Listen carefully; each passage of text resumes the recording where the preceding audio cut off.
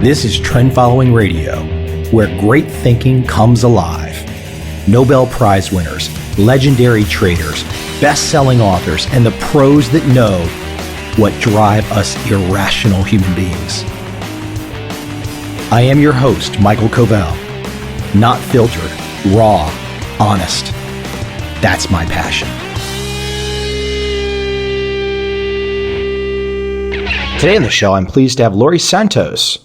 She's a professor of psychology and cognitive sciences at Yale University. Her research explores the evolutionary origins of the human mind by comparing the cognitive abilities of humans and non-human animals, including primates and canines. Let me cut to the chase.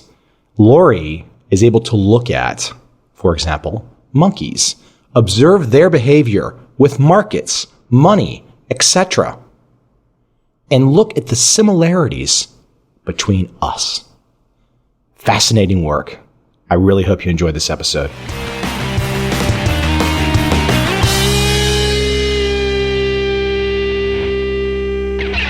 Thank you for taking a few minutes with me today. I think for my audience, and I have to give a shout out to a friend who runs a very popular financial blog called Pragmatic Capitalism, a guy named Cullen Roach, and he's got a new book out this summer. And I was reading his book, and I was like, this is terribly interesting. I must see if I can convince her to come onto my show. Well, you have people like Vernon Smith and Danny Kahneman on there. People say, But hey, listen, you have got some really cool stuff going on. And before we dive into maybe tearing apart some video work people have probably seen, like on TED and stuff, but I just wanted to kind of ask you right out of the gate, the aha moment when you must have started to see, oh wow, the monkeys, us, it's the same thing going on, and it goes back 35 million years. Those aha moments must have just been so fun and exciting for you. Yeah, it was pretty cool. I mean, I guess there are a couple aha moments. One was just thinking about studying this stuff in the first place. So I had started doing work studying how primates think about, some of the smart aspects of human cognition, right? Like what we know about tools and what we know about kind of thinking of other minds and deception, these very smart things that humans do. And whenever you're studying those kinds of capacities, what happens is that you get embroiled in these debates about, well, what counts as evidence? Do animals really use tools in the same way that humans do? Do they really understand physics in the way that, say, a human child does? And in part, those debates come from the fact that, humans are special and humans are smart in a way that no other species is. And so coming up with evidence that other primates are like us is sometimes hard. And so we were kind of taking part in these debates around the time of the financial collapse. And it just got us thinking, we hold humans to such high standards, but of course, humans are making these very characteristic errors too. Like, in some domains, we're not like the brightest bulb in the circuit. And so that's what kind of had the aha moment where we got to thinking, well, hang on, it might be really useful to study whether or not other animals are irrational like humans are. And that might give us some insight into where some of these tendencies came from. So that was kind of the insight that got us going. And then I ended up teaming up with an economist who was at Yale at the time, Keith Chen, and my fantastic grad student, Venkat Lakshminarayanan. And together we kind of came up with this idea of looking at these Kahneman-Tversky biases in the monkeys. Yeah. Did you know, though, when you started to, for example, to teach monkeys about currency, the idea of exchange, I mean, did you have a feeling that they were going to adopt to it quickly, or was it all just brave new territory? Well, in fact, there had been many comparative studies, even going back to things like the 1930s, that had used tokens with other animals, usually other primates. So we know that the animals could kind of use the tokens. In other words, we could train them to kind of trade a token for some food, but we really didn't know the extent of it. I mean, it really could have been a kind of party trick that animal scientists use to kind of get the animals to do something interesting. We had no idea how much they were treating it like a real currency, like a fiat currency, like humans use money. So that was really surprising to us. Yeah, and as your main talk that many people have seen, this great title is the monkey economy as irrational as ours, and it ultimately is, isn't it? Yeah. So I mean, on the one hand, it's rational in lots of ways that our own economy is rational. So one of the first things that we did with the monkeys, we first kind of introduced them to these tokens. For folks that don't know, we do this work with capuchin monkeys. These guys live in a kind of big social enclosure. During testing, when they want to come out and get some extra food, they kind of tunnel into where we do the studies. They're by themselves, and we gave them a little wallet of tokens. And we first trained them that they could trade those little metal tokens, little metal washers, with humans for food. And they got that pretty quickly. So then what we did was to let the monkeys not just trade with one person, but to trade in a market. So the monkeys had a choice between different experimenters, usually different students in the lab, who sold different foods at different prices and different rates. And really what we wanted to see was whether the monkeys were rational in lots of the ways that human markets are rational. In other words, do they pay attention to price? Do they pay attention to risk? Do they do the kind of smart stuff that we do? And in a long series of studies, what we found out is that basically they do. They seem to pay attention to the price of different goods, so they'll shop in ways that maximize their return. They also pay attention to risk. So if experimenters do different things on different trials, the monkeys kind of track that and compute an expected utility for each person who's selling different goods.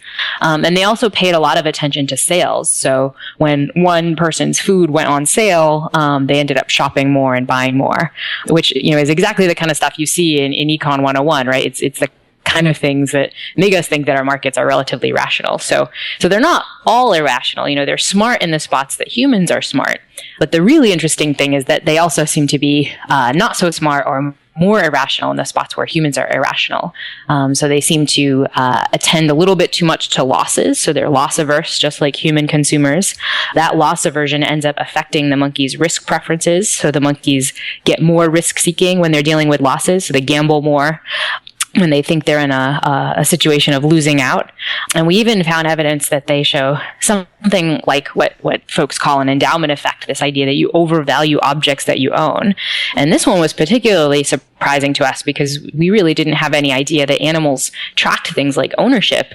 But when you make a capuchin monkey an owner of a particular food, they demand about twice as much to part with that food, just in the way that human subjects do. You'll have to fill me in on the exact details, but the monkeys, their behavior within markets, you actually found this quantitatively matches human behavior. Why don't you talk about the data that you were using in that comparison?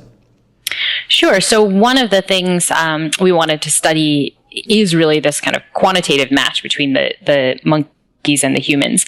And to do that, we used a long-held human standard that people tend to treat or tend to attend to losses about twice as much as gains.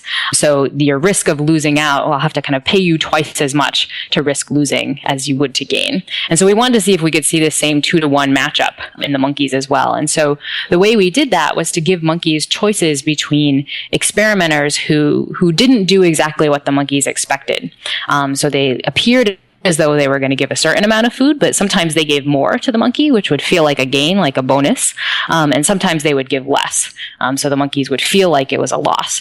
Importantly, the monkeys, in all the cases we gave them, they got exactly the same amount of food. So the amount they got overall was the same, but we could vary whether the monkeys thought of it as a loss or a gain. And so one of the first things we saw is that the monkeys seemed to track these losses and gains. So if you gave them a choice between an experimenter who, say, showed one piece of food and gave that, so they show a little piece of apple and they give that, versus an experimenter who shows 2 pieces of apple but just gives 1, the monkeys tend to shop at the former guy. They shop at the guy who gives them what they said they were going to give them, even though, which is pretty surprising because overall, the monkeys are getting 1 piece of food from both experimenters. Why should they care? But they seem to frame that second option in terms of a loss. They seem to frame it as getting less. And so these were basically the methods we used. And using them, we could kind of calibrate, how much the monkeys would avoid a loss. In other words, how much they were paying attention to this loss frame. And it seemed to be quantitatively pretty similar to what we saw on humans. It's this kind of 2-to-1 ratio. The types of monkeys that you used. You mentioned the species. Mm-hmm. Yeah, so these are capuchin monkeys, which were a fun species of monkeys to use for lots of reasons. So these guys are New World monkeys, which means they kind of evolved over in the New World, whereas humans, like other apes, kind of evolved over in Africa. And that means that they're pretty distantly related primate species. So they probably broke off from our human line about 35 million years ago. So they're a relative, but a pretty distant relative. And so the surprising thing is that when we see similarities across capuchin monkeys and humans, and we assume that maybe our common ancestor had some of these irrational strategies, it suggests the strategies are pretty old, maybe even 35 million years old. And to us, that raises this really interesting conundrum. Right? Like, if these strategies are so bad for us, why have they stuck around for 35 million years?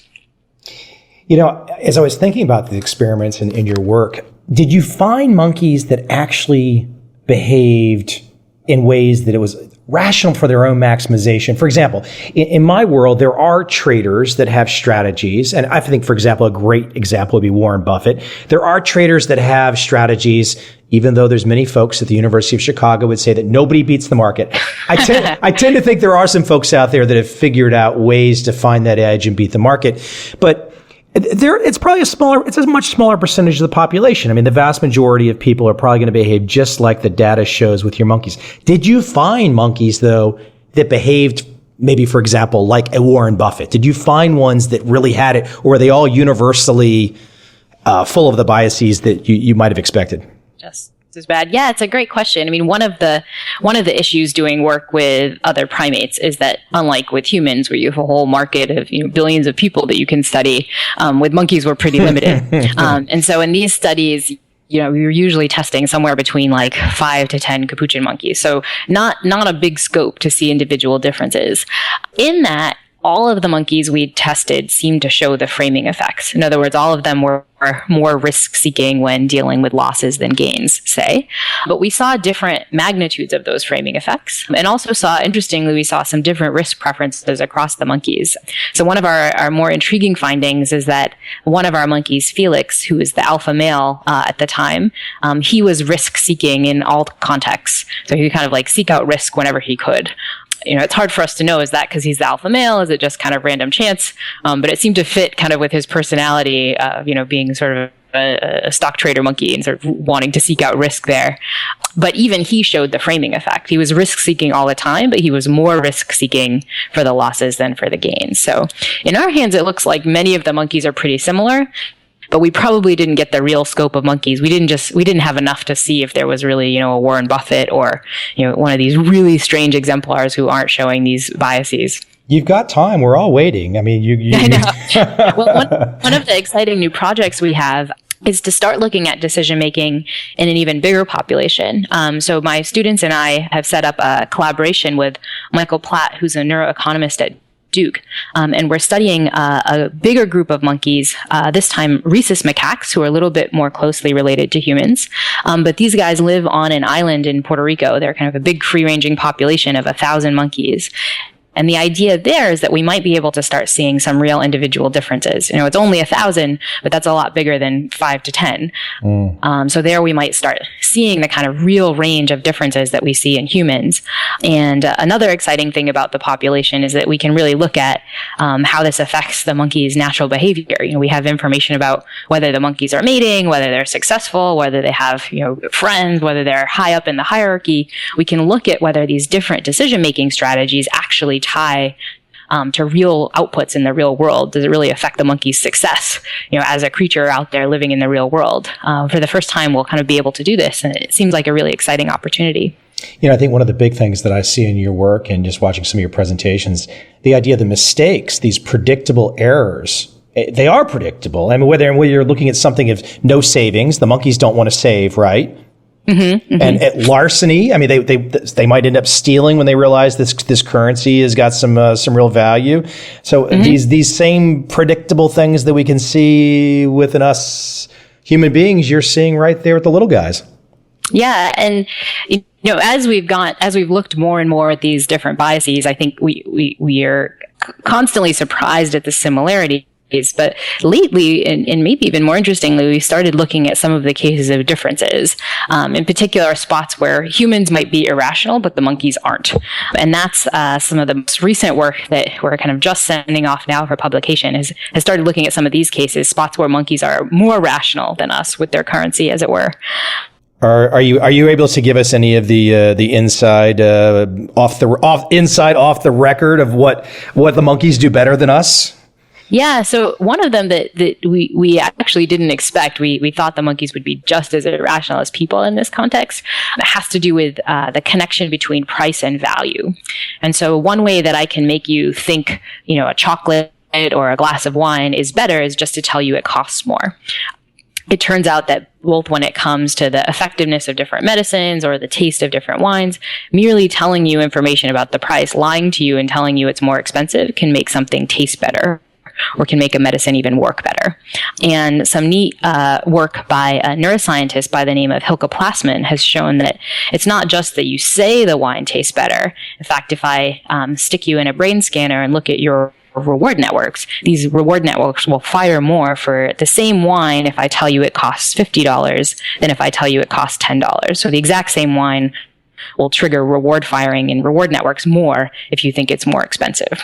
Of course, this is pretty irrational. We should treat the wine just based on its own subjective taste, not kind of how much we think it is. But we seem to confuse price and value in some interesting ways. And so we were interested in whether the monkeys would do the same thing.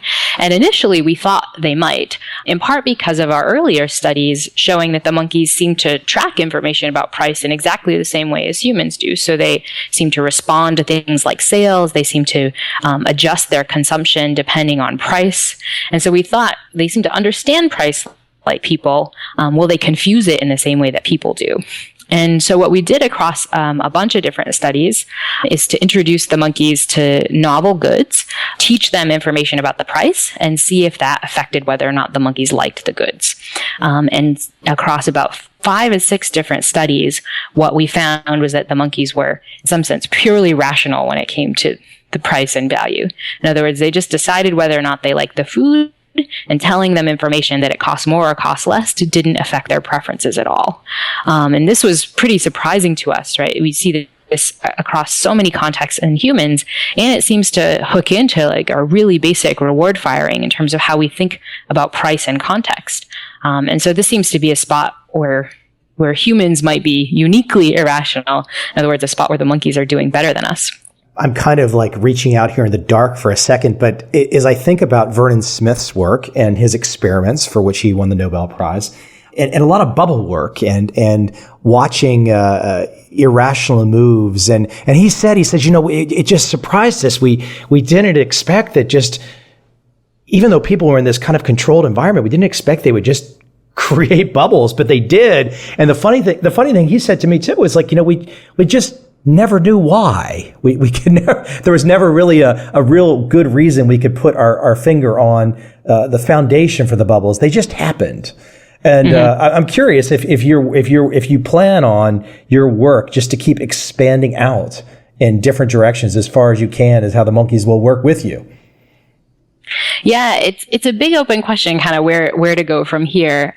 These most recent pricing studies where we saw the monkeys weren't showing these effects kind of gave us a hint that one thing that might be different about the monkeys is how much in their own choices they pay attention to what other people are choosing and doing. And the reason we thought that is that the pricing effects in their heart are really about tracking the price that other people are paying for particular goods. So if I find out a wine bottle costs $10, I think, rich people probably don't like this that much. They have to, charge, it has to be really cheap for people to buy it. Versus I find out a wine is $500, I say, wow, this must be the kind of thing that people who have incomes higher than mine like a lot. But that means I'm tracking information about what other people think.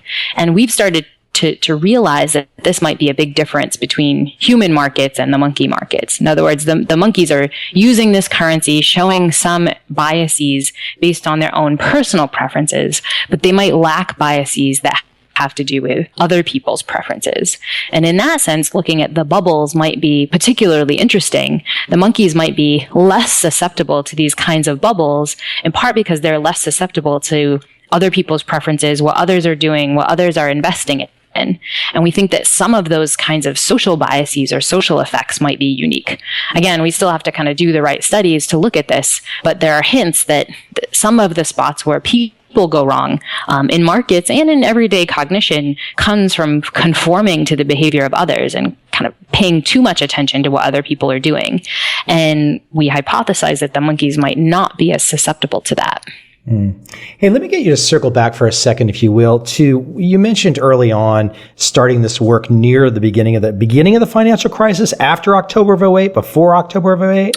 Well, it's definitely before October of '08. I mean, we published our first paper on this work towards the end of 2006. Okay. And so we'd started some of the studies even before that. I mean, part of it was driven not by the newspaper reports, but by all the fantastic work by Kahneman and Tversky and others, really just showing how irrational people were. So it was kind of in the face of all of this evidence that people weren't so smart in some domains, kind of thinking of people as humans as this kind of paragon of intelligence. You know, my students are both reading, you know, how monkeys can never be as smart at using tools as humans. At the same time, they're reading, you know, in social psychology class about Kahneman studies, and it just kind of didn't gel together. And so that was kind of how we jumped into this new work on irrationality in other animals. Go ahead and paint that picture, though. How was your group, either you, others, this light bulb moment to connect these frankly different feeling fields? I mean, your research, I'm reading from your site, exploring the origins of the human mind by comparing the cognitive abilities of humans and non-human primates. This doesn't sound like Daniel Kahneman's work. So what was that connective tissue that kind of bridged this gap and brought these different fields together? How did that happen, that conversation with either you and your peers? Yeah. So, I mean, part of it really was just this insight that that humans aren't this really important kind of paragon of intelligence against which we're comparing other animals. And that happened across, a ton of different tiny conversations in my lab, right? Every time we try to publish a paper and say that, a capuchin monkey was like a human for X, Y, and Z reasons, we'd get reviews back that say, well, maybe, but have you considered this alternative explanation? And those alternative explanations get less and less convincing, but they're there in part because we think, they can't possibly be as smart as humans. And that was in part what kind of got me more reading the judgment decision-making literature in behavioral economics, all these spots where people aren't as smart. And so those kinds of ideas were percolating around. And it was around that time that Keith Chen, the economist on which I collaborate with all this work, he took a job at Yale, and it was over drinks one night where we just kind of got to talking about this and decided, hey, this would be really fun to look at. The other part that helped us kind of along this path was the particular set of capuchin monkeys we got to work with at Yale. So the monkeys in the Yale colony came from Franz de Waal's lab at Emory University. And Franz and his collaborator, Sarah Brosnan, had done a long series of studies with this capuchin population, looking at their trading behavior, whether they care about fairness in terms of what others are getting paid and so on. And so we just lucked into a population of capuchins that had seen other monkeys using tokens and had a little bit of experience with this sort of token economy. And so the combination of kind of getting curious about whether they'd show these Kahneman and Tversky effects, along with the fact that the monkeys had a bit of experience with the tokens, kind of got Keith and I thinking about, well, let's just see what they think about these tokens. Let's see if they treat them like money. Let's see if we can use that to really study aspects of irrational decision making, kind of a la Kahneman, Tversky. I implore my audience to go check out your videos and watch your full presentations. But I guess the big picture question, after all of this work and continuing work, is these biases that us human beings have and the monkeys. They're very difficult to overcome. Right. So this is not easy stuff. And as you make the point, the idea is to recognize the limits, to overcome them. But here's the big question to you. Do you really think, so 35 million years of this stuff, I think the overcoming is probably not going to happen quickly, is it? Yeah, I think the main message from this work is that these strategies are unlikely to go away. They're unlikely to go away when you sit in an Econ 101 class and you learn how dumb they are. They're unlikely to go away when you explain to people about bubbles. They're unlikely to go away in all the ways we want to just tell people, look, just stop showing these dumb strategies. That's not going to be enough to get people to stop. It's biological, is what you're making the point. That's right. And I think what I think is that points to a couple things. One is it's another example of a phenomenon my colleague Tamar Gendler and I like to talk about. We've christened it the G.I. Joe fallacy. After the bad 80s TV show G.I. Joe, if you recall this show, it always ended with this kind of quip at the end where the G.I. Joe character said, and now you know, and knowing is half the battle. And so this is the G.I. Joe fallacy, is that knowing isn't half the battle. Just because your listeners hear about loss aversion and they hear how dumb it is, they're not going to instantly stop showing those effects when they go to the ATM machine or when they see an advertisement in their favorite store. The idea is just knowing about the bias doesn't immediately make it go away. And one of the reasons is that these biases might be a lot more ingrained than we thought. I am personally trying to watch my weight. It'd be fantastic for me to see sweet and fatty foods, just know that they're bad for me, and then instantly stop wanting to eat them. But that's just not how our cravings for food work. Those are deeply ingrained biases to seek out foods that would have helped us back in the evolutionary day. And we can't just shut that stuff off. In the same way, I think we can't just shut off some of these economic biases. They're going to be there. And that means we need to come up with creative nudges around them. In some sense, we have to use the biases to our advantage. And the great news is I think there are at least a couple economists and kind of creative thinkers who've come up with great ways to do that. Don't assume people will stop being loss averse. Assume they are loss averse. And so how can you set up, say, a savings plan or other kinds of policies that we want that incorporate those biases and make us behave well kind of alongside them, use them to our advantage, as it were. The tough thing, and not to name names, but I guess when I look at a system of a current political system, whether it's the right or the left, I look at the media conglomerates out there. I look at Wall Street. There's not a lot of people in those three spheres that frankly are aligned with the honesty of the conversation we're having tonight. I think they all have different motivations and different directions. Maybe there's some things that can happen on the margin, but it sure seems like I don't think a lot of people really want to give you the microphone in prime time on cable news to let you talk to folks about how things really work, because there's other people out there selling something that's a lot more something. And it's unfortunate, because it really is compelling. And, what are the reasons why there can't be more of more aha moments? And I think, it's honestly observing about, what is the acceptance of your work up against? Mm-hmm. Yeah, I think there are a couple parts of the work that are tricky for people to accept. One is that we just don't like cognitive limitations, which is an interesting phenomenon that I find kind of fascinating, because we accept our biological limits, right? You and I are talking across technology. If we just tried to speak to each other with you being far away, we wouldn't hear each other. This is a biological limit, so we use Skype to talk to one another, right? If I was going to go meet you, I wouldn't try to walk there using my own biological endowment, my legs. I would probably take a car or a train or a plane or something. We're fine with overcoming our biological limits and using technology to do that. But when we start talking about our psychological limits, spots where we're not as rational as we might like, spots where we procrastinate too much, or spots where we eat too much, those kinds of issues have the same sorts of solutions. We could use technology and nudges to make all of those kinds of strategies work better, but we kind of feel queasy about it. And we feel queasy about it in a way that we don't when thinking about our biological limitations. And I feel like it's that queasiness that limits us a lot. I think right now in psychology, we have lots of hints about how we could make these biases work for people, how we could structure systems to make things better, and how we could nudge people in the right direction.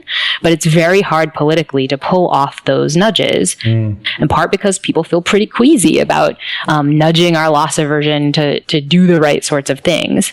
But I find it fascinating because we don't have that same queasiness when it comes to our biological limits. We overcome those all the time. I wear contact lenses, I take trains, all these things. But when it comes to our psychology, we kind of don't like it as much.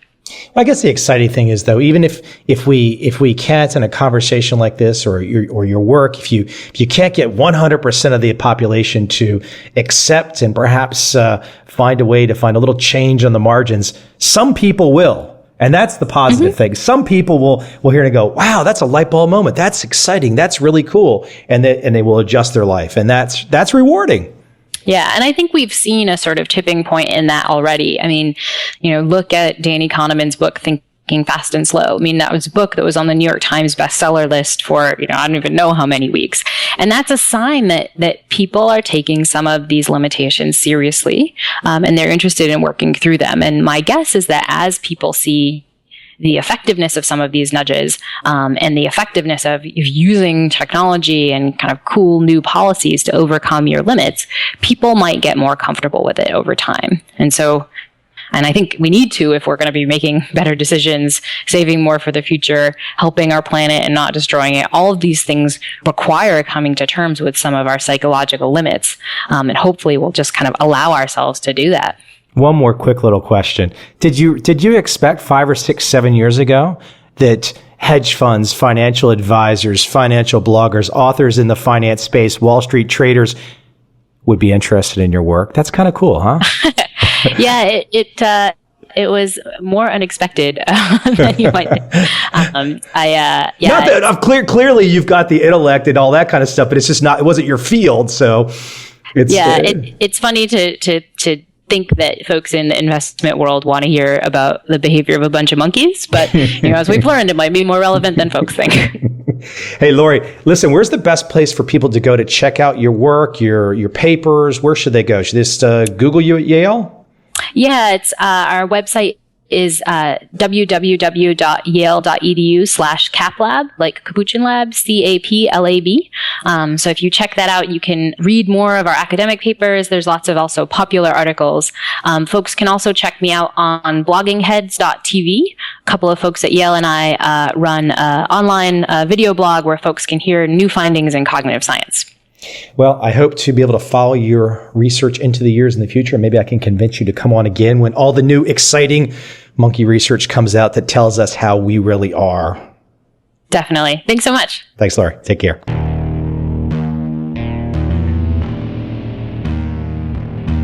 I see a time when those awake will understand how to make money in up, down, and surprise markets. Whether new trader or experienced, college student or financial advisor, protecting against a crash or just trying to make a lot of money, trend following offers everyone an answer in uncertain times. To get started immediately, send me an email, michael@covel.com. I will send you the right trend following steps to take along with my free video. But if you want to buy and hold, trust the government and trust Wall Street, this is absolutely not for you.